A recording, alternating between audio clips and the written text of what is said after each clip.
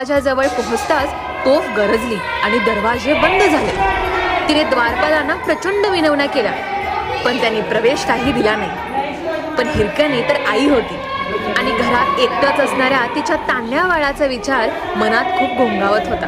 बऱ्याच प्रयत्नानंतर अखेर तिला एक मार्ग कळला, पश्चिम कड्याने खाली उतरण्याचा, जो कडा अतिशय खडतर, खोल आणि काटेकुट्यांनी भरलेला होता.